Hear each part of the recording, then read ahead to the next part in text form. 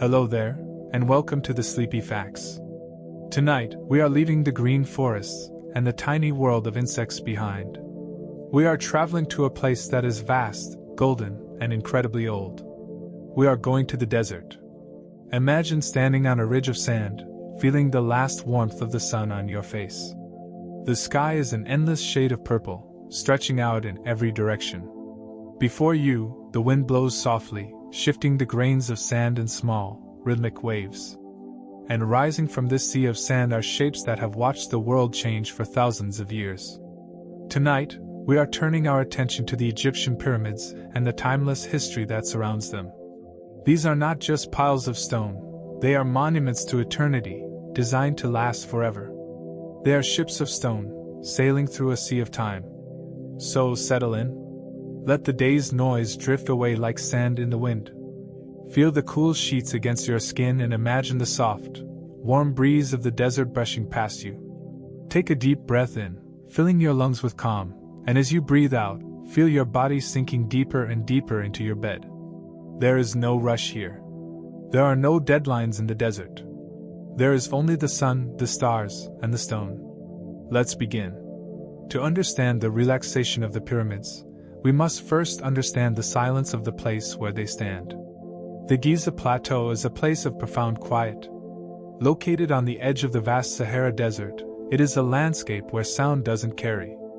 There are no cars, no crowds, and no cities nearby, just the open sky and the dry earth. When you stand there, the only thing you can hear is the wind whistling through the stones, a soft, hollow sound that reminds you of the passage of air. The sand absorbs the noise of the world. It is a place where the concept of now stretches out into infinity. The pyramids themselves were built to mirror this timelessness. They were not just tombs, they were resurrection machines. Designed to help a king travel from the world of the living to the world of the dead, and then back again. They are anchored to the earth so deeply that they feel less like buildings and more like mountains that grew from the ground. Imagine the weight of that stone, millions of tons, sitting in perfect balance for over 4,500 years. They have seen empires rise and fall, they have seen the stars change their position in the sky, yet they remain. They are the ultimate picture of stability. As you lie there, imagine yourself as a stone, grounded, heavy, and immovable. You are safe. You are secure. You are anchored in the present moment, just like the pyramids anchored in the desert. Let us look at the Great Pyramid of Giza, the largest of them all. When it was completed, it was the tallest man-made structure on Earth for over 3,800 years. But what is most fascinating is not its height, but its precision. The base of the Great Pyramid is almost perfectly level. The four sides align almost perfectly with the four cardinal points of the compass: north, south, east, and west. To achieve this without modern laser tools or GPS is a feat of almost impossible patience. It required thousands of workers watching the shadows of the stars and the sun, measuring the angles with sticks and ropes, correcting errors by fractions of an inch over and over again. Think about the dedication required to place a block of limestone that weighs several tons, ensuring that it is perfectly flat before moving on to the next one. It is a slow, meditative process of correction. The builders were not rushing, they were building for eternity. They knew that if they took the time to get the foundation perfect, the structure would stand forever. This teaches us about the power of patience in our own lives. We often rush to finish things, but true peace comes from taking our time, from getting our foundation right. Tonight, let your mind align itself like the pyramids. Let your thoughts settle in the right direction. Let your body find its perfect level. There is no need to rush. You are building your own peace, brick by brick, breath by breath. One of the most beautiful aspects of the pyramids is how they were originally intended to look. Today, when we look at the pyramids, we see jagged, stepped sides of yellowish limestone. But originally, they were covered in casing stones made of highly polished white limestone. These stones were smooth and flat, fitting together so tightly that a knife blade could not be inserted between them. The entire pyramid would have shone with a blinding white brilliance, reflecting the rays of the desert sun. Imagine standing on the Nile River bank, looking across at a mountain of pure white light, glowing against the blue sky. It must have looked like a star fallen to earth, a beacon of order and purity. At the very top, or the capstone, there may have been a casing of electrum, a mix of gold and silver, which would have caught the first light of the morning sun and beamed it out across the land. Even at night, under the moon, the white stone would have glowed softly. It is a comforting image, the idea of a structure that absorbs light during the day and reflects it gently at night. Tonight, imagine your own inner pyramid glowing with that soft, white light. You are polished, you are bright, and you are reflecting the calm of the night. You are shining softly in the darkness, a beacon of peace. Now, let us turn our gaze to the guardian of the plateau, the Great Sphinx. This is a creature with the body of a lion and the head of a human, carved directly out of the bedrock of the plateau. It is the oldest known monumental sculpture in Egypt. The Sphinx does not shout, it watches. It lies there, elongated and calm, its paws stretched out in front of it, staring eternally towards the east. For thousands of years, it has watched the sun rise every morning. It has seen the sun turn from orange to yellow to white. It has been buried in sand up to its neck for centuries, sleeping under the dunes, only to be dug out and revealed again. The Sphinx represents strength and stillness. The lion body symbolizes power, while the human head represents wisdom. Together, they create a being that is too wise to react and too strong to be moved. It teaches us that there is a power in simply watching. We do not always need to react to everything that happens around us. We can be like the Sphinx, calm, observant, and unbothered by the shifting sands of time. As you drift closer to sleep, feel the weight of the Sphinx in your mind. You are safe. You are watching your thoughts pass by without chasing them. You are still, lying on your own bedrock, staring into the darkness, just like the ancient guardian of the desert. Moving closer to the structures, let us talk about the people who built these monuments. For a long time, it was thought that they were built by slaves, whipped into submission by cruel masters. But modern archaeology has painted a very different, and much more peaceful picture. The workers were not slaves, they were respected laborers. They lived in nearby villages with their families. They were fed a diet rich in protein, bread, beer, and meat, delivered to them daily. They were considered Pharaoh's people, serving their god-king on earth. Excavations of their tombs show that they were honored and buried with care. They had medical care. Broken bones were set and healed. They lived in a community that functioned like a large family. This changes the feeling of the pyramids entirely. Instead of monuments to suffering and pain, they are monuments to cooperation and collective effort. They are the result of a society working together with a shared purpose. Imagine the rhythm of their daily life. The slow chipping of stone, the passing of water jars from hand to hand, the gentle chatter of thousands of people working under the sun, unified by a single goal. It was a slow, rhythmic heartbeat of a civilization. As you lie here, imagine that heartbeat. A slow, steady rhythm. The work is done. The tools are put down. The sun has set.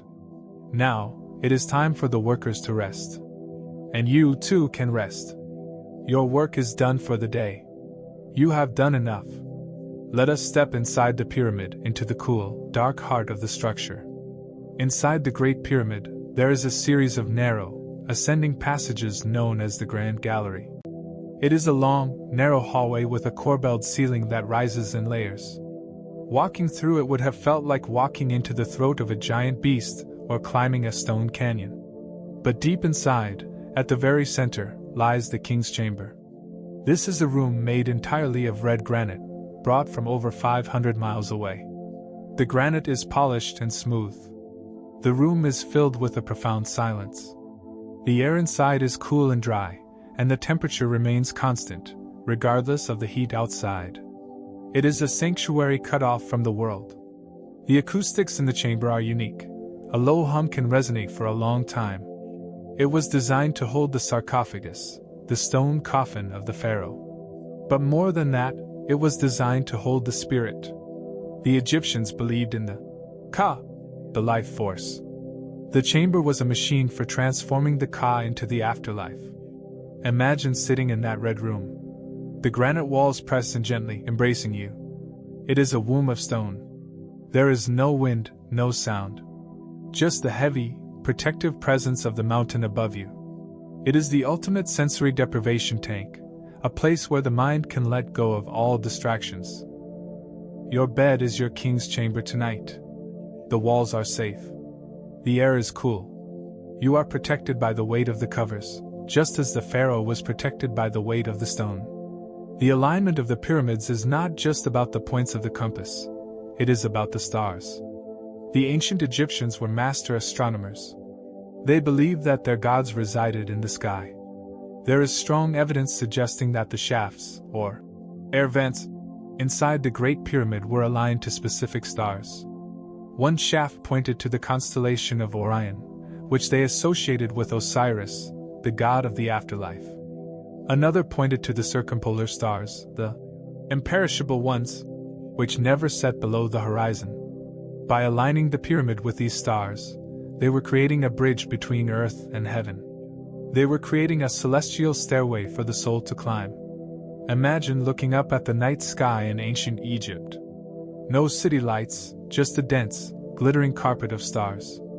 The Milky Way would have been a river of light flowing across the heavens.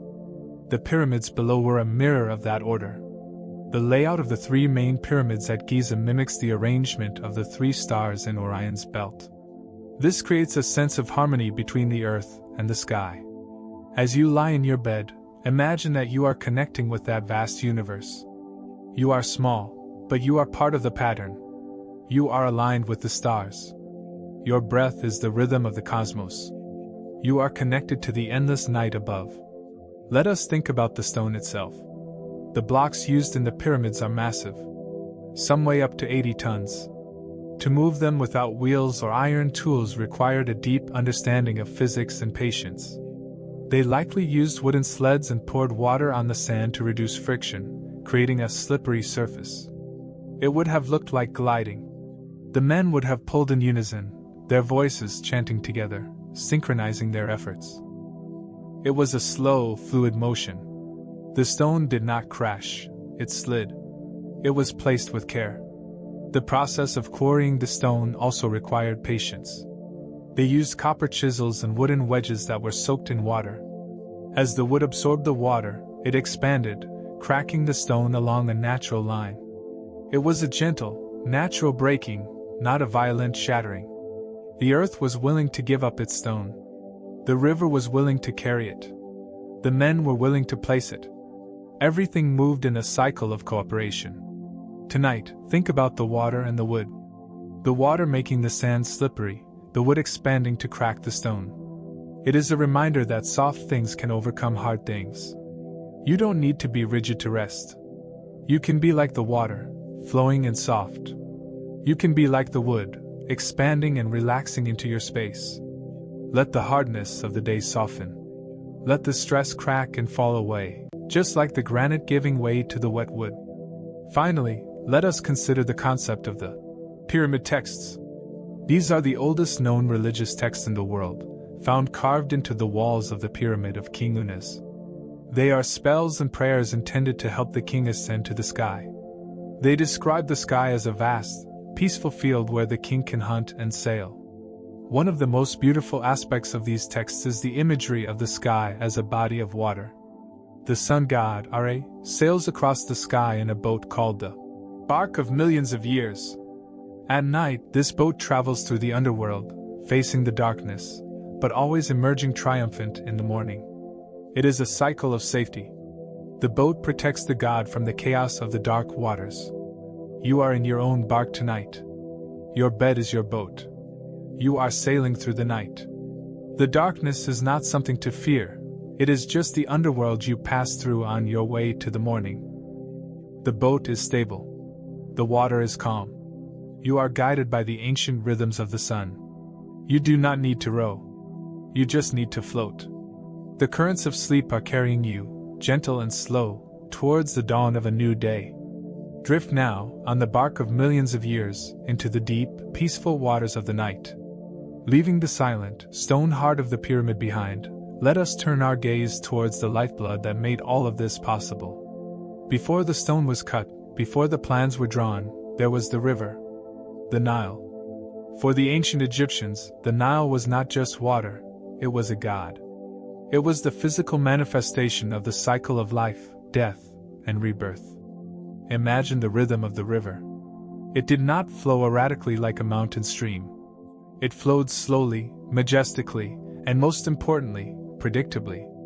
Every year, the waters would rise. They would gently spill over the banks, turning the dry desert sand into a rich, black silt. This was called the inundation. It wasn't a flood that destroyed, it was a flood that nourished. It brought water without the force of a storm, soaking into the earth silently. The fields didn't need to be plowed after the water receded. The ground was already soft and fertile. This annual event provided a sense of security that is hard for us to imagine. They knew that food would come. They knew the cycle would continue. As you lie in your bed, imagine the sound of this gentle river. The water lapping against the mud banks, the soft movement of reeds swaying in the breeze. It is the sound of absolute reliability. The Nile tells us that if we are patient, if we flow with the rhythm of nature, everything we need will come to us. You are flowing with that rhythm now. You are drifting on the slow, dark waters of sleep. Let us step onto the muddy banks of this river and look at the homes of the people who lived there. While the pharaohs built their houses of stone to last forever, the common people built their homes of mud brick. These bricks were made from the very soil the river deposited, mixed with straw, and dried in the sun. If you touched the walls of a home in ancient Egypt, they would feel cool to the touch, even in the heat of the day. The mud acted as natural insulation, keeping the inside quiet and dark. It is a humbling thought that the homes of the workers who built the pyramids have mostly turned back into dust. They have dissolved back into the earth they came from. There is a beautiful lesson in this impermanence. The Egyptians understood that we cannot keep everything. Some things are meant to last, like the pyramids, representing the soul. But other things, like our daily bodies and our daily worries, are like the mud bricks. They are temporary. They are meant to serve us for a season and then return to the earth. As you feel the softness of your pillow, imagine that you are made of that same cool mud. You are connected to the earth. You do not need to be hard or permanent right now. You can be soft, you can be formless, and you can let the stress of the day dissolve like a dry brick returning to the silt. From the banks of the river, let us look at the fields and the crops that grew there. One of the most significant crops was papyrus. This tall, sedge plant grew in the marshes, its triangular stalks swaying in the wind. The Egyptians turned this plant into the paper that recorded their history. But the process of making papyrus was a slow, rhythmic art. The stalks were cut, the tough outer green skin was peeled away, and the white inner pith was sliced into thin strips. These strips were laid out in 2 layers, one horizontal, one vertical, and then soaked. A mallet was used to tap them together, the juice acting as a natural glue. As the water evaporated, the strips fused into a single sheet of paper. Imagine the quiet of a workshop where this was done. The slicing of the stalk, the gentle tapping of the mallet, the smell of the wet plant fibers. It was a process of turning chaos into order, turning separate strips into a unified whole. The scribes who wrote on this papyrus were the record keepers. They preserved knowledge with a brush and ink. They wrote in a language of pictures, hieroglyphs, where every bird, every rope, every eye was a word. Writing was a way to make things last. It was a way to capture the fleeting moment. Tonight you are recording nothing. You do not need to keep a diary of the day. You can let the events dissolve. But take comfort in the idea that your story is safe. You have recorded enough. The scribes have put down their brushes. The workshop is quiet. It is time to rest. Let us walk through the colors that painted this ancient world. When we look at tomb paintings today, we still see vibrant hues of blue, green, gold, and red. These colors weren't just decoration, they had meaning. Blue, specifically a blue called Egyptian blue, was made by heating sand, copper, and an alkali. It was the color of the sky, the color of the primeval waters of creation, and the color of the skin of the god Ammonius. It is a color that feels incredibly cool and deep. Then there was green, made from malachite. Green was the color of vegetation, of life, and of rejuvenation. The god Osiris was often shown with green skin to symbolize that he had conquered death and was alive again. Seeing these colors in the flickering light of a torch would have been a spiritual experience. They were meant to be a reminder of the cycle of life. As you close your eyes, visualize these colors in your mind's eye. A deep, calming Egyptian blue spreading across your vision, cooling your mind. A lush, restorative green filling your chest with the energy of nature. A warm, glowing gold surrounding you like a protective blanket. These colors are ancient medicines. Let them wash over you, painting the back of your eyelids with tranquility. You are immersed in the art of the ancients. Now let us move from the river valley to the dry, rocky cliffs on the west bank of the Nile, opposite the pyramids. This is the Valley of the Kings. Unlike the towering pyramids of the Old Kingdom, the New Kingdom pharaohs decided to hide their tombs underground. They cut deep tunnels into the limestone, winding, twisting passages that led to the burial chamber deep within the mountain. These tombs were hidden to protect the mummies from robbers. They were like secret portals to the underworld. The walls of these tunnels are covered in paintings and texts from the Book of the Dead, or as the Egyptians called it, the Book of Going Forth by Day. The artwork here is not rigid like the art outside. It is fluid, colorful, and full of motion. It depicts the sun god Ra traveling through the 12 hours of the night on his solar bark, facing demons and spirits, battling the serpent of chaos, Apophis, only to be reborn at dawn. The walls are like a comic strip of the night sky. Imagine walking through these tunnels today. They are empty, the treasures are gone, but the paintings remain. They are glowing in the darkness of the tomb. It is cool down there, the air is still, and the silence is heavy. It is a place where time stands still. You are in your own Valley of the Kings tonight. Your bed is the burial chamber, a place of safety and hidden treasures. You are traveling through the night, but you are safe from the demons.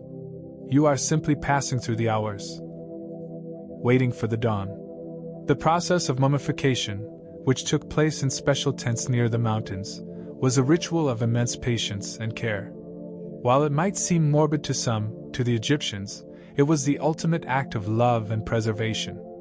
The goal was not just to dry out the body, but to preserve the spirit. The body was washed with water from the Nile, a ritual cleansing. Then natron, a naturally occurring salt found in the desert, was packed over the body. This salt drew out the moisture. It was a slow, drying process that took 40 days.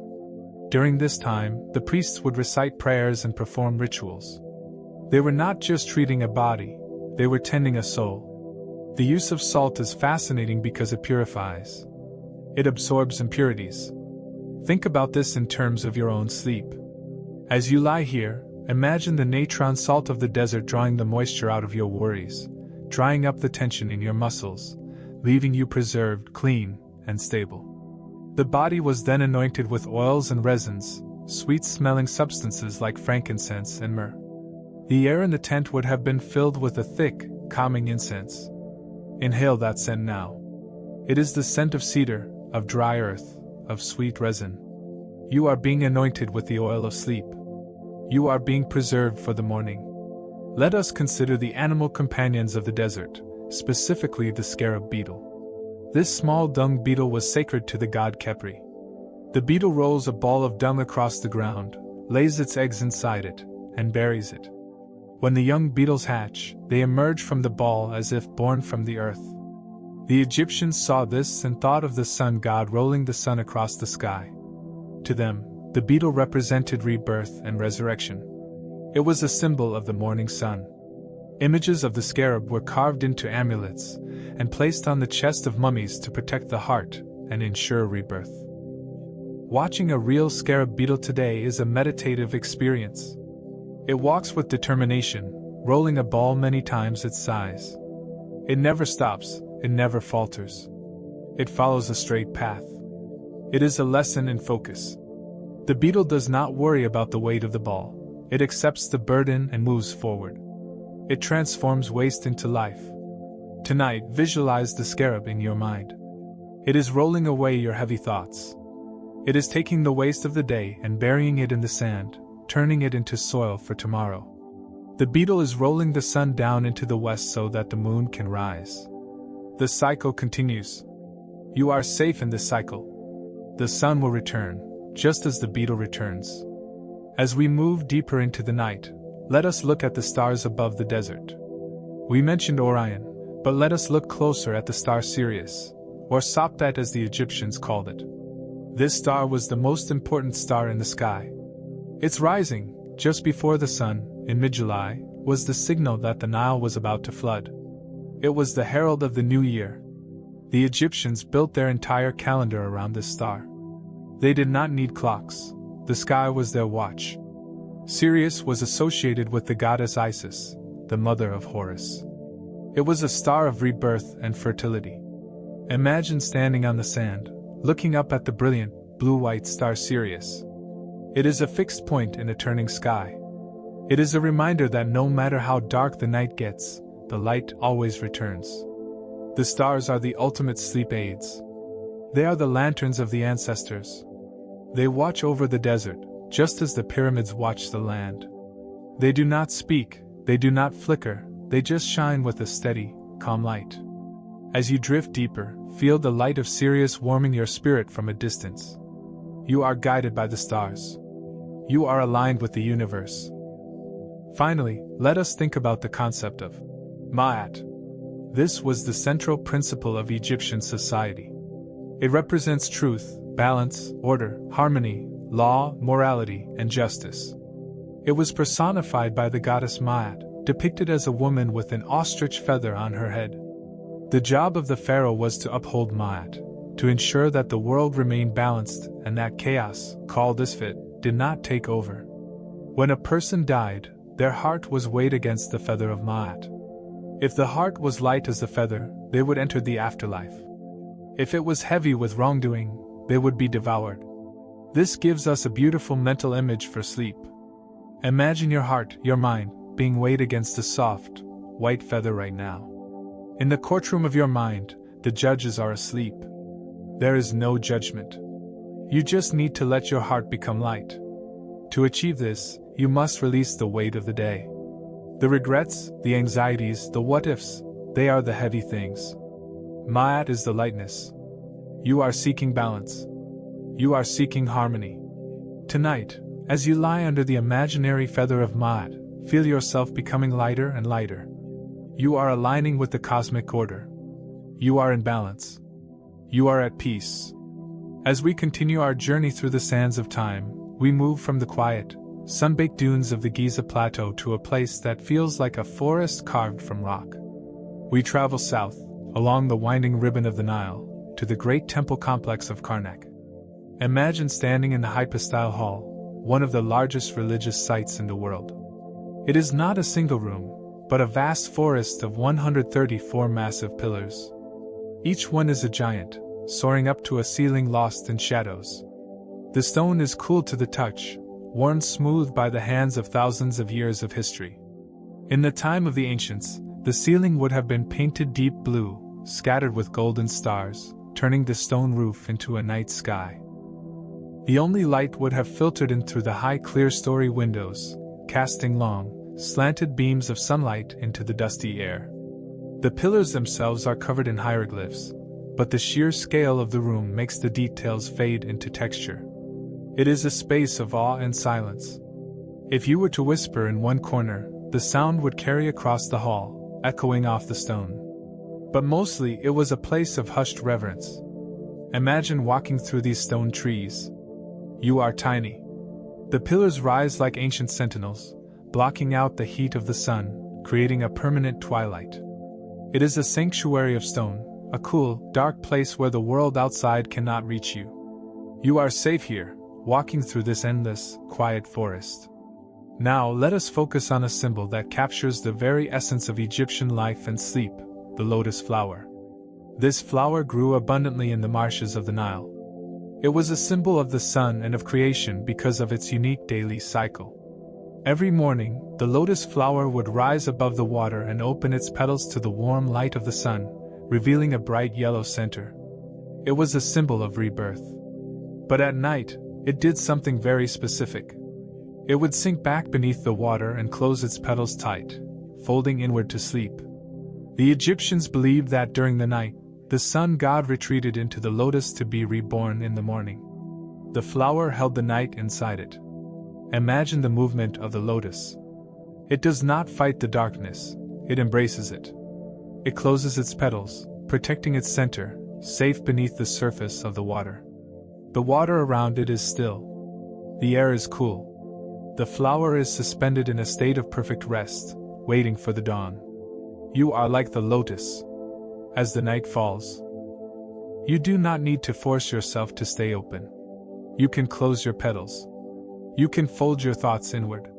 You can sink beneath the surface of your awareness, safe in the water, holding your energy close, protected, and warm. The day is over. The sun has set. You are the lotus, sleeping beneath the water, dreaming of tomorrow's light. From the riverbanks, let us step into the quiet streets of a very special village known as Deir el-Medina. This was the place of truth, the secluded settlement where the workers who built and decorated the tombs in the Valley of the Kings lived with their families. Unlike the chaotic streets of a modern city, this was a grid of neat, small houses, built in a straight line, enclosed by a protective wall. The streets were narrow, just wide enough for two people to walk side by side. The walls were made of mud brick, painted white to reflect the scorching sun, which kept the interiors cool. Imagine walking through these streets in the evening. The day's work is done. The smell of baking bread hangs in the air. Children are playing a quiet game with stone rattles. The women are grinding grain, a rhythmic sound that blends with the chirping of insects. It was a community of artists. These men knew how to paint the afterlife, and they brought that artistry into their homes. The walls of their humble houses were painted with images of their gods, protective spirits like Bes and Taurid, colorful scenes of flowers and birds. They turned their simple dwellings into vibrant, protective shrines. It reminds us that a home is not just a shelter, it is a sanctuary for the soul. You are building your own sanctuary in your mind right now. The walls are safe. The art is soothing.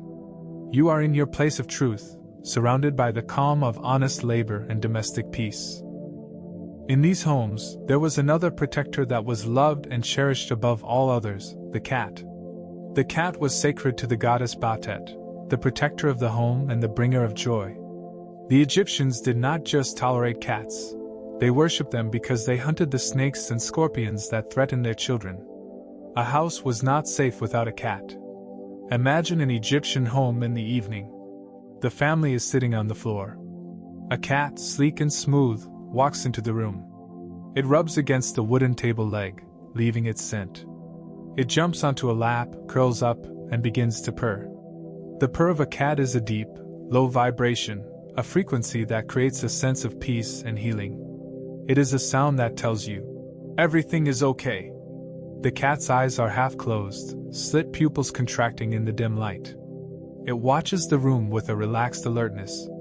If you have ever held a purring cat, you know the physical sensation. It is a gentle buzz that travels through your chest, loosening the tightness in your muscles. Imagine that sensation now. A soft, rhythmic vibration against your chest. The cat on your lap is Batet, keeping away the bad dreams, the anxieties, and the worries. She is a guardian of the night. She is warm, she is soft, and she is purring you to sleep. Let us travel back to the sun-drenched cliffs of the West Bank, to a temple that rises from the desert like a stairway to heaven. This is the Temple of Hatshepsut. Unlike other temples, this one was not a blocky structure. It was a terraced masterpiece of light and space. It is built into the face of the limestone cliffs, rising in 3 levels. The architect designed it to respect the mountain, to blend with the nature around it. In the ancient days, the terraces were not just bare stone, they were lush gardens. Myrrh trees were imported from the distant land of Punt. Their resin was used to make incense, but the trees themselves provided deep, cool shade. Imagine walking through these colonnades. The columns are square and strong, but not massive or oppressive. They let the light in.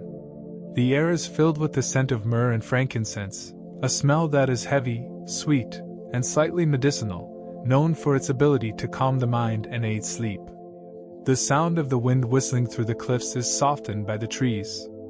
It is a place of serenity, a spa for the soul. Hatshepsut's temple was a place of celebration, but also a place of lasting peace. It stands there today, cool and open, facing the sun. You are sitting on the steps of this temple. The sun is warming your back. The scent of incense is drifting through the air. You are breathing in the peace of the gardens. As we sit in this temple, let us look closer at the precious things that the Egyptians held dear, their jewelry and their stones. They loved things that were beautiful to the touch. Turquoise, mined deep in the Sinai Peninsula, was a favorite. It is a color like the clear blue sky at noon. Lapis lazuli, a deep, celestial blue, was the color of the night sky and the hair of the gods. And then there was gold, the flesh of the gods. Gold does not tarnish, it shines forever. Imagine holding a necklace made of these stones. The beads are cool against your fingertips, smooth and perfectly round. They click together softly, a gentle sound of wealth and beauty. Among these beads, you might find an amulet shaped like the Eye of Horus, or the Wedjat. It is a symbol of protection, of healing, and of restoration. It watches over you. It is a blue eye that sees everything but judges nothing. Wearing such an amulet was believed to transfer its power to the wearer. It was a shield against bad dreams. You are wearing that amulet right now. A cool, blue eye resting over your heart. It is watching over you while you sleep. It ensures that you are safe. The gold and the turquoise are protecting you. You are encircled by ancient magic, a warm, glowing shield that keeps the dark at bay. Let us move to the water's edge once more, but this time to a different kind of vehicle. The bark, or the solar boat. In Egyptian belief, the gods traveled in boats. The sun god Ari traveled the sky in the Manjet boat during the day and the Mesektet boat through the underworld at night. These boats were not just made for the gods. The pharaohs also had real boats buried near their tombs. But the most relaxing image is the idea of a journey on a quiet boat. Imagine yourself lying in a papyrus skiff, gently rocking on the calm waters of the Nile. The river is wide and still. The water is a dark, reflective mirror. You are lying on a pile of soft cushions made of linen. The boat is drifting with the current. There are no oars, no paddles. You are not pushing against the water, you are going with it. The reeds on the banks are swaying slowly.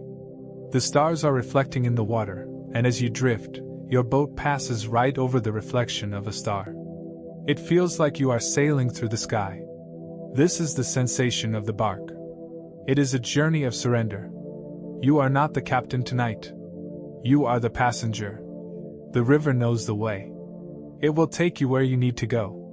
You just need to lie back on the cushions, feel the gentle sway, and look up at the stars. The journey has already begun. As we drift, let us think about a ritual that was performed for the statues of the gods every single day. It was called the opening of the mouth. It was a ceremony designed to restore the senses of the statue, to make it alive again so it could eat and breathe. But for us, tonight, we can think of it as a way to close our senses.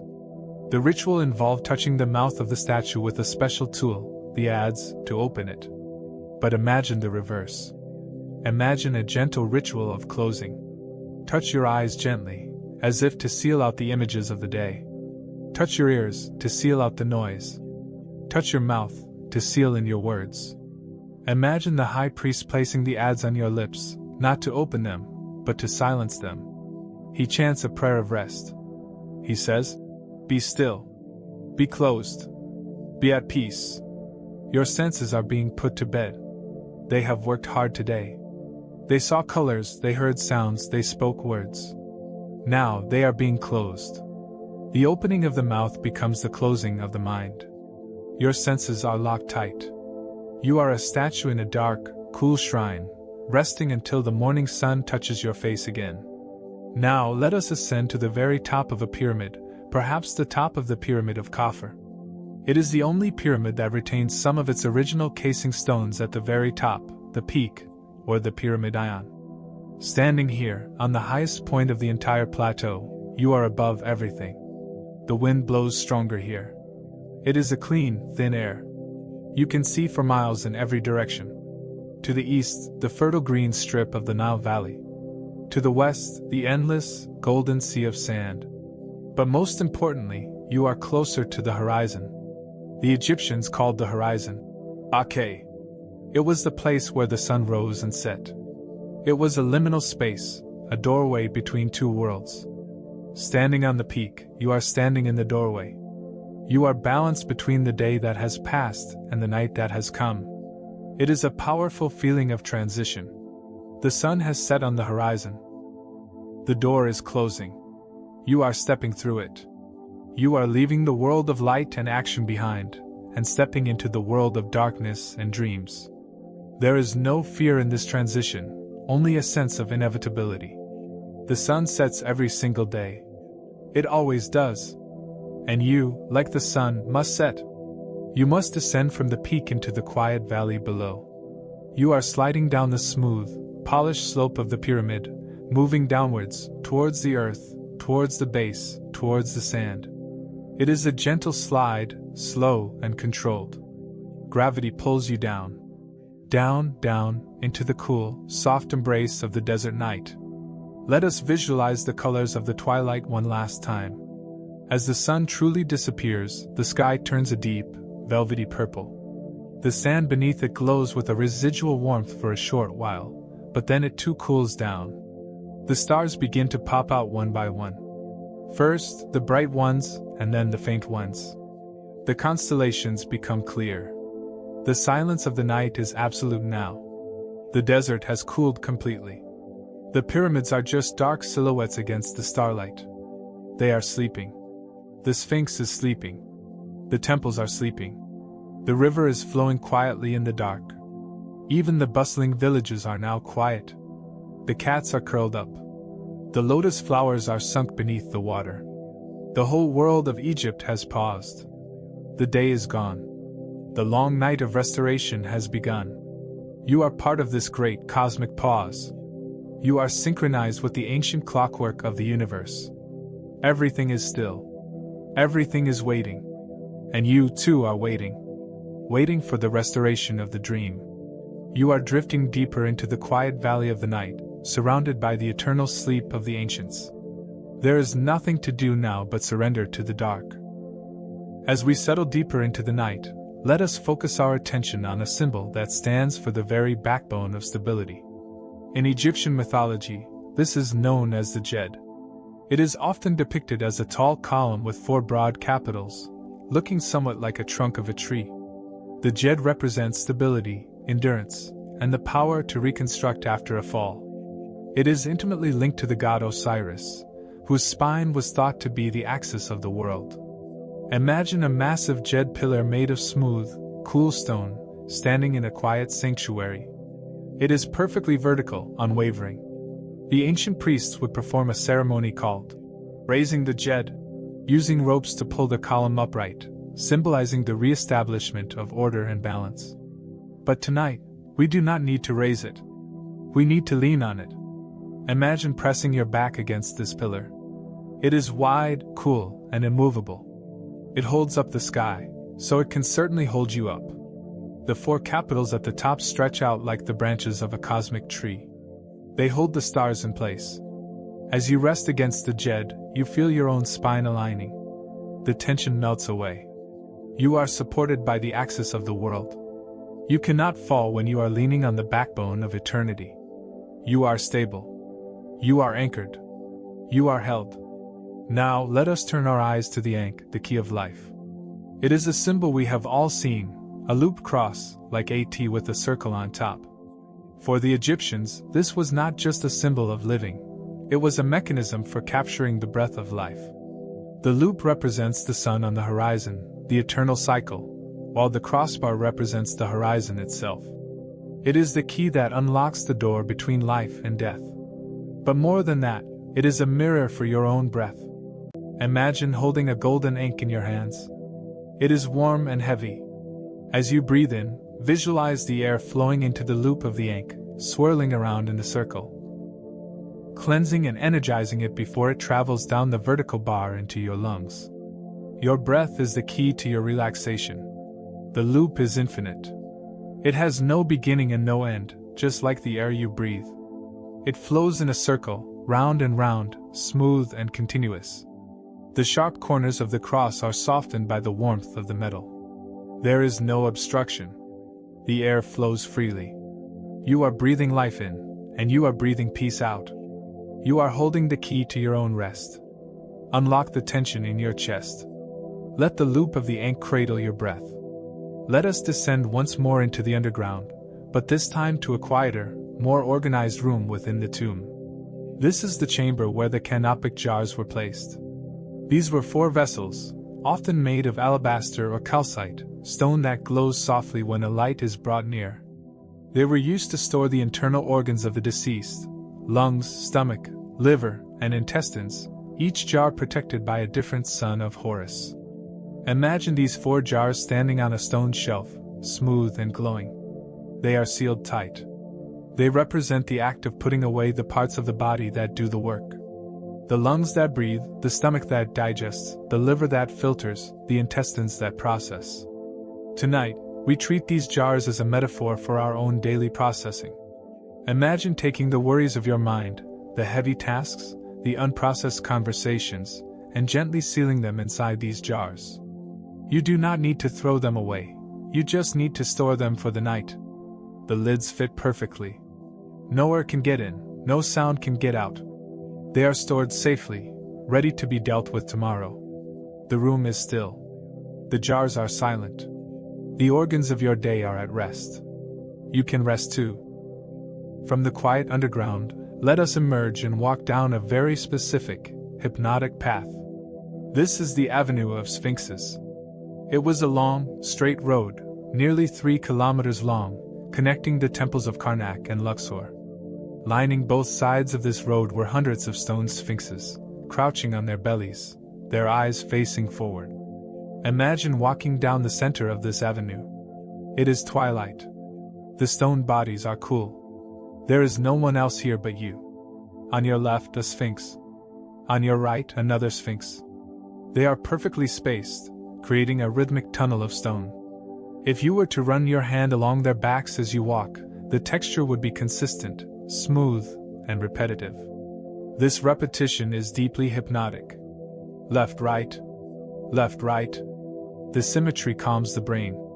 The sphinxes are guardians. They are not looking at you, they are looking down the road, watching the way forward. They are keeping the path clear. Walking here feels like floating in a corridor of time. You are moving forward, but there is no rush to reach the end. You are just enjoying the walk. The rhythm of the sphinxes is guiding you, step by step, towards the Temple of Sleep. Let us pause in this avenue and look at the forehead of the sphinxes. Many of them, and the pharaohs themselves, wore the uraeus. This was the rearing cobra, stylized and raised in a threatening pose, ready to spit fire at the enemies of the king.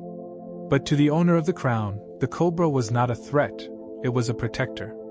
Imagine the uraeus as a third eye on your forehead, but instead of being aggressive, it is a watchful guardian of your dreams. It sits there, coiled and calm. It has a steady, unblinking gaze. It watches over your mind while you sleep. When a bad thought approaches, the uraeus gently hisses it away, turning it aside. You do not have to fight your nightmares. The uraeus does it for you. It is your personal shield, made of gold and lapis lazuli. Feel the cool weight of the golden snake resting gently on your brow. It creates a circle of safety around your mind. Nothing can cross that line. You are watched over by the serpent of protection. You are safe in its care. Now, let us listen to the sounds of the desert night. There is a wind that sometimes blows through the valleys, called the Khamsin. But tonight, it is not a storm. It is just a soft breath of air moving through the cracks in the cliffs. The rock formations in the desert are strange and contorted, shaped like mushrooms or fingers by thousands of years of erosion. The wind plays these rocks like a flute. It hums in the low places and whistles in the high places. Imagine sitting on a sand dune, wrapped in a linen cloak, listening to this desert music. The sound is deep, resonant, and very low frequency. It vibrates in your chest. It is a brown noise, deeper and softer than white noise. It is the sound of the earth breathing. The sand slides a little, a soft, shhh sound that mimics the sound of the ocean. The wind has no destination. It just moves. It flows around the rocks, over the dunes, and through the ruins. It is a restless but gentle spirit. Let the sound of the wind fill your ears. It drowns out the traffic of your thoughts. It drowns out the ticking of the clock. There is only the wind, ancient and patient, blowing through the timeless stones. As we listen to the wind, imagine we discover a hidden pocket of green in the middle of this dry world. This is the oasis. An oasis is not just a place with water, it is a miracle of resilience. Imagine stumbling upon a pool of clear, still water surrounded by date palms. The leaves of the palms are high up, creating a canopy that filters the harsh sun into a dappled shade. The air here is cooler and smells of damp earth and fruit. The water is a mirror. Dragonflies hover over the surface, their wings catching the light. The sound is different here. The wind in the palm fronds is a dry rustle, contrasting with the soft splashing of the water. It is a sanctuary of life in the middle of the void. The oasis represents a deep breath. In the middle of a stressful week, we find our oasis in the quiet moments. You are in your oasis now. The bed is your pool. The sheets are your cool sand. The darkness is your canopy. You are surrounded by the green of life and the blue of water. You are hydrated, refreshed, and calm. The desert cannot touch you here. You are safe in your hidden garden. Let us look closer at the water in this oasis. The Egyptians revered the Nile, but they also revered the concept of Nun, the primordial waters of chaos from which all life began.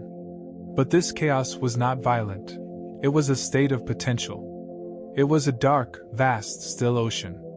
Before there was land, before there was the pyramids, before there were people, there was just the water. Imagine floating in this primordial ocean. You are weightless. There is no up or down. The water is warm and dark, like the inside of the womb. There are no ripples. It is perfectly still. This is the state before thought, before worry. It is the state of pure being. Floating in none is the ultimate relaxation. You don't have to swim. You don't have to kick your legs. You just float. The water holds you up entirely. You are suspended in the darkness of the deep, ancient water. Everything that you are comes from this water. It is your source. It is your home. Drift in this water. Let it wash away the last layers of tension. You are returning to the source. From the deep water, let us climb out and look at a very specific, magical text from the walls of the tombs. This is the spell for going forth by day, or as we know it, a spell for safe passage.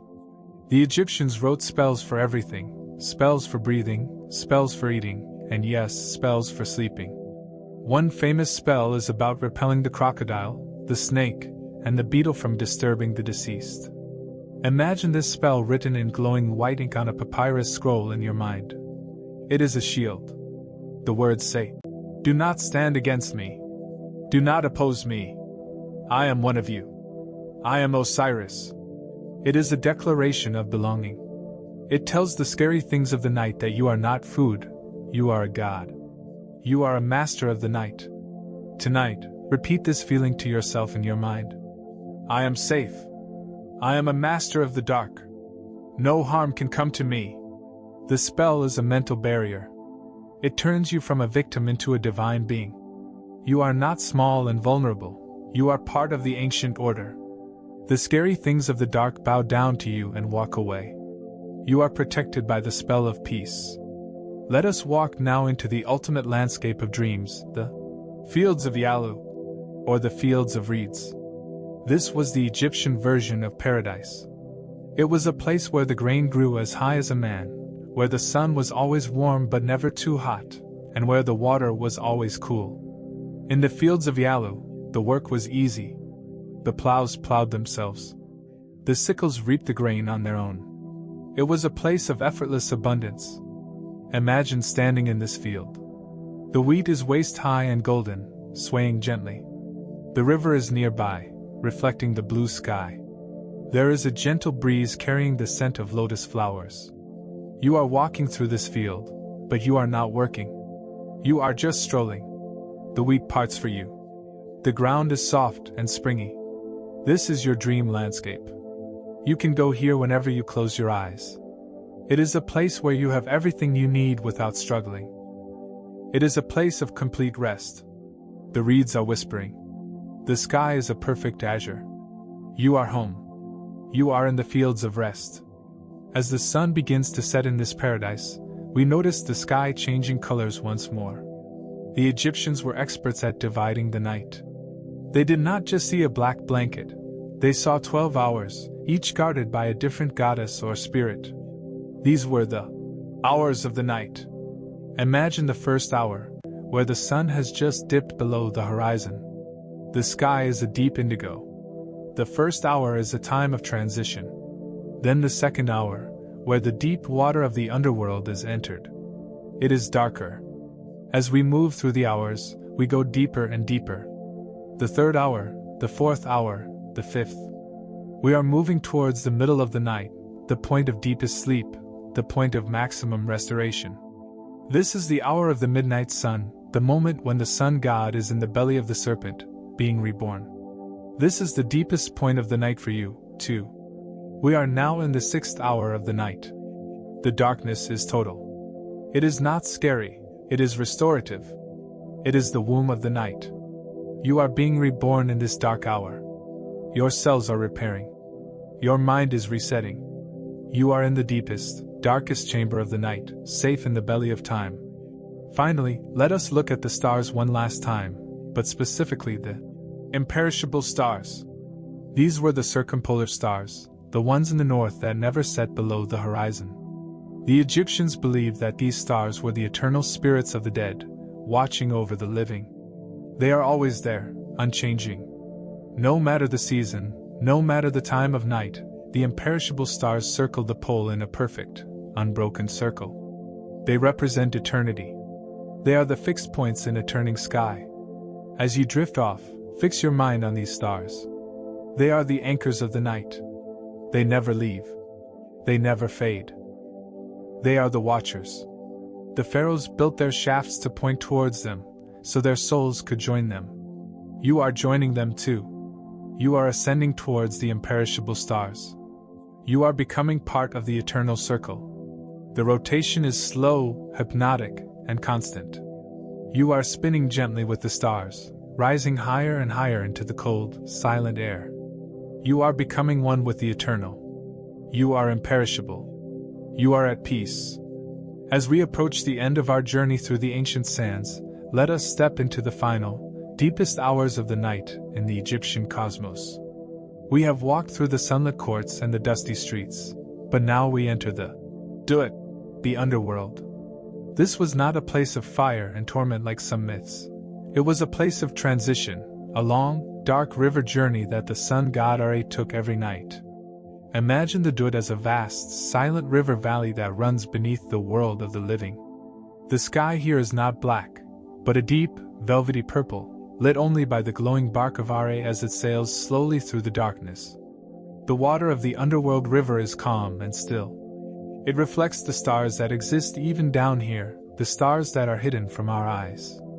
As we float down this river, we pass through 12 gates, representing the 12 hours of the night. We are currently deep within these gates. The walls are high and dark, but they feel protective, not confining. The silence here is absolute. There is no wind in the Dut, only the gentle lapping of water against the side of the boat. We are passengers on this silent vessel, drifting away from the day that was, and moving slowly towards the day that will be. Let us focus on a specific, comforting figure often found in these tomb paintings, the Bennu bird. This is the heron that the Greeks later called the phoenix. In Egyptian mythology, the Bennu bird lived on the Bendon stone, the sacred obelisk at Heliopolis. It was a bird of creation and regeneration. It did not die in fire, it simply sang a beautiful song at dawn, and the sun god was said to be delighted by it. The Bennu bird represents the spark of life that never goes out. Imagine this bird now. It is large, with long, graceful feathers of white and blue. It is standing on a rock in the darkness of the Duat, illuminated only by the soft glow of the bark passing by. It is perfectly still, resting on one leg. Its long beak is tucked under its wing. It is sleeping, waiting for the moment when the sun will rise and it will sing. The Bennu bird teaches us that even in the deepest darkness, the spark of life is safe. It is tucked away, warm and protected. You are like the Bennu bird. You are resting through the dark hours. You have your song to sing when the sun comes up, but for now, you are silent. You are still. You are preserving your energy, tucked under your own wing, safe on the rock of your bed. Now, let us look at the obelisks that once stood in pairs before the temples. These were tall, slender pillars of granite, tapering to a pyramidion at the top, often covered in gold or electrum. They were essentially stone needles, connecting the earth to the sky. The word obelisk comes from the Greek for spit or needle. Imagine an obelisk in the moonlight. It is standing straight and tall, a perfect line against the stars. It is heavy, massive, weighing hundreds of tons, yet it reaches up with such grace. It represents the stability of the sun's rays frozen in stone. The obelisk does not sway. It does not bend. It is unshakable. As you lie in your bed, imagine yourself as an obelisk. Your body is the column. It is straight, but it is relaxed. Your spine is the line connecting your physical body to your spiritual mind.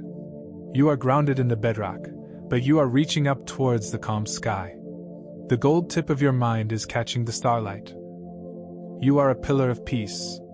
The wind of the night may blow, but you do not move. You are solid. You are silent. You are a monument of rest. Let us drift towards a very peaceful body of water found in the Egyptian afterlife, known as the Lake of Knives. Despite the sharp name, the lake was not a place of violence for the righteous soul. It was a place of judgment and purification, but also a place of rest after the judgment was passed. Once the heart was weighed and found true, the soul could drink from the lake and sit by its shores. Imagine this lake now. The water is dark, like obsidian glass. It is perfectly still. There are no ripples. On the shore, the papyrus reeds are dark silhouettes against the purple sky. The air is cool and smells of wet earth and lotus. There are benches of stone along the shore, illuminated by the soft glow of oil lamps. The souls sit there in silence, looking at the water. They are not talking. They are just watching the reflection of the stars. It is a place of ultimate quiet after the work of life is done. You have reached your lake of knives. Your day is judged. Your work is done. You are sitting on the cool stone, watching the still water.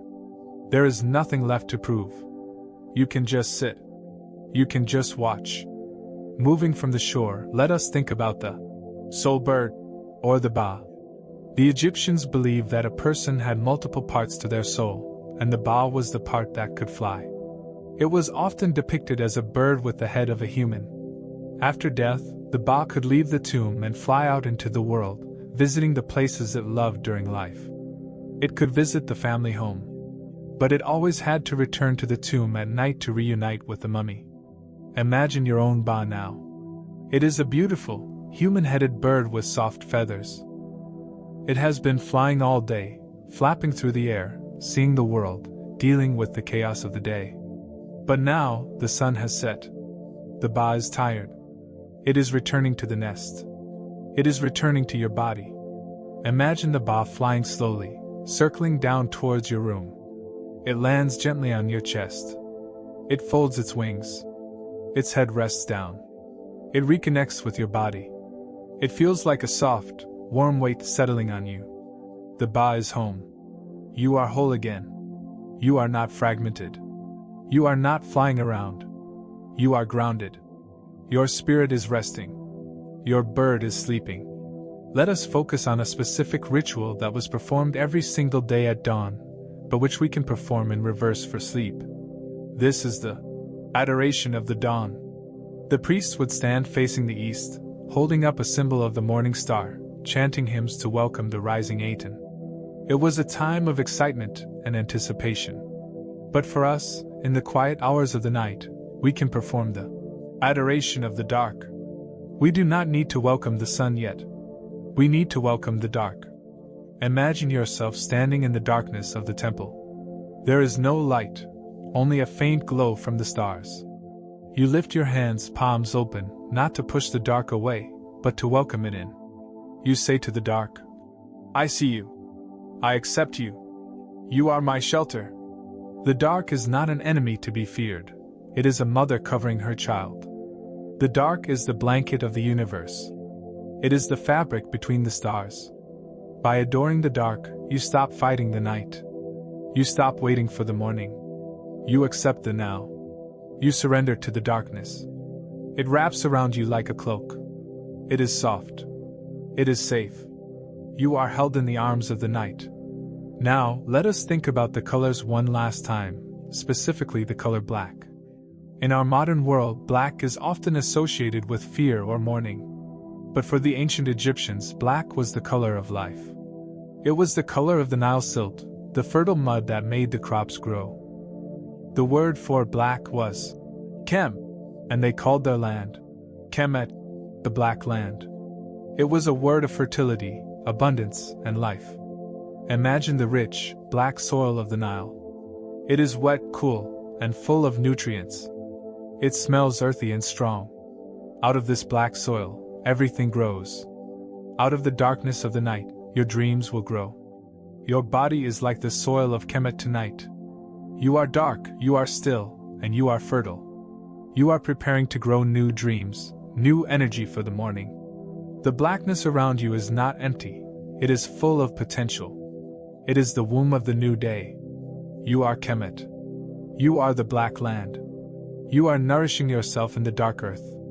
Let us walk silently to the base of the Great Pyramid one last time. Touch the limestone. It is cool to your fingertips. Imagine tracing the outline of a hieroglyph carved into a block near the base. It is a figure of a bird, or a reed, or a sun disk. The stone has been here for 4,500 years. The hands that carved this stone have turned to dust. The eyes that saw it placed are gone. But the stone remains. It holds the memory of the chisel, the sweat of the brow, the chanting of the priests. It holds the vibration of the past. When you touch the stone, you are touching time itself. It hums with a low, ancient frequency. Imagine that vibration traveling up your arm, into your shoulder, down your chest. It is a calming vibration. It is the vibration of eternity. It slows your heartbeat. It matches your breathing. You are connecting with the stone. You are becoming timeless. You are becoming part of the mountain. The worries of the modern world are like flies buzzing around a statue. They are too small, too fast, to disturb the stone. You are the stone. You are eternal. You are still. Let us ascend the pyramid in our minds, but this time, we are not climbing the rough steps. We are floating upwards towards the capstone. The pyramid ion. The pyramid ion was the tip, the point that touched the sun. It was often plated in gold. It is the apex of the triangle. It is the point where all the lines converge. It is the point of balance. Imagine floating towards this golden tip. It is glowing softly in the dark. It is the focal point of all your energy. Your scattered thoughts are the base of the pyramid, wide and spread out. Your breath is moving them up the slope, towards the apex. The thoughts are getting closer together. They are narrowing down. They are converging at the top. At the very tip, there is a single point of light. It is quiet. It is sharp. It is peace. All your thoughts meet there and dissolve into the light. You are at the apex. You are perfectly balanced. There is no wobble. There is no lean. You are centered. You are floating at the top of your own pyramid, suspended in the starlight, golden and perfect. Now, let us think about the legend of the sleeping Sphinx. There is a famous dream stele placed between the paws of the Great Sphinx by Pharaoh Thutmose IV. It tells the story of how the prince, while resting in the shadow of the Sphinx during a hunting trip, fell asleep. In his dream, the Sphinx appeared to him as a god, offering him the throne of Egypt in exchange for clearing away the sand that buried its body. It is a fascinating story of incubation, sleeping in a holy place to receive a message or a blessing. Imagine doing this yourself. You are lying in the protective shadow of the giant Sphinx. The sand is cool. The wind is blocked by the giant body. You are safe. You are sleeping to receive a blessing, but the blessing is simple: rest. The Sphinx is your dream guardian. It is watching over your sleep. It is a massive, benevolent guardian made of stone. It keeps the nightmares away. It keeps the anxieties away. You are sleeping in the shade of eternity. The sun cannot burn you here. The wind cannot disturb you here. You are sleeping in the shadow of the Sphinx. And the Sphinx is smiling. As we prepare to leave the ancient world, let us focus on the sensation of timelessness. The Egyptians believed in eternity, the jet. It is a state of timelessness that lasts forever. It is not just a long time, it is a kind of time that doesn't move. It is a frozen moment of perfection. The pyramids stand in jet. They are always there, and always will be. When you sleep deeply, you enter a state of jet. You leave the clock time behind. You leave the ticking seconds behind. You enter a moment that stretches. 5 minutes of deep sleep can feel like an hour. An hour can feel like a minute. You are stepping out of the river of time and stepping onto the bank of stone. You are observing the flow, but you are not in it. You are static. You are heavy. You are fixed. There is no pressure to move forward. You can stop. You can stop for the whole night.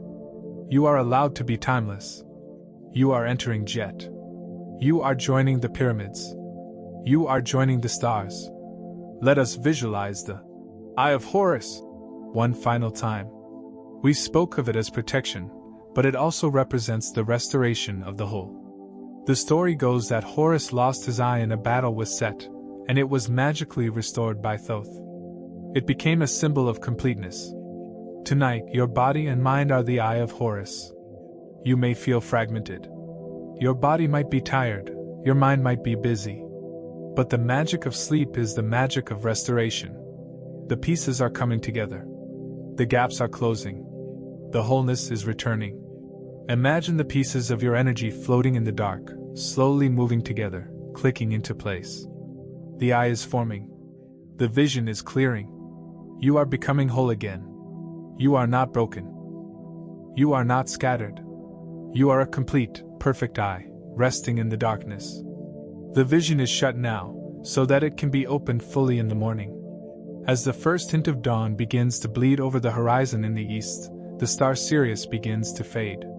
The sky is turning a deep, dusty blue. The weighing of the heart is over. Your heart is light. You have passed through the judgment. You are ready to enter the field of reeds. But not yet. The sun is just a rumor on the edge of the world. You are still in the twilight. You are in the pause between the two worlds. This is the most sacred time. It is the time of maximum silence. The birds are not yet singing. The wind is not yet blowing. The world is holding its breath. Hold your breath with it. Sink into the final depths of the mattress. Feel the full weight of the earth beneath you. You are supported. You are loved. You are an eternal soul, resting in the ancient arms of the universe. You are safe. You are calm. You are drifting. And so, our quiet journey through the golden sands and the eternal stones comes to a close. We have walked among the shadows of the pharaohs, sailed the dark river of the night, and rested in the shadow of the Sphinx. We have touched the cool limestone and felt the warmth of the golden sun. The ancient world has a special magic, a magic of stillness and permanence that offers us a deep, abiding peace. It reminds us that there are things bigger than our daily worries, and a time longer than our troubles. You do not need to build a monument to be eternal. You just need to rest, to pause, and to be at one with the rhythm of the universe.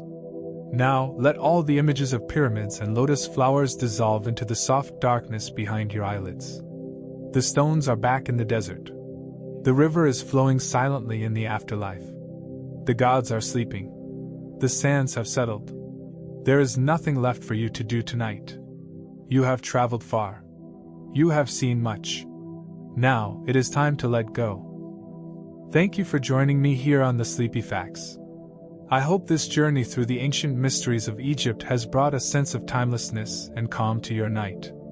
If this story helped you relax even for a moment, please like the video and subscribe to the Sleepy Facts.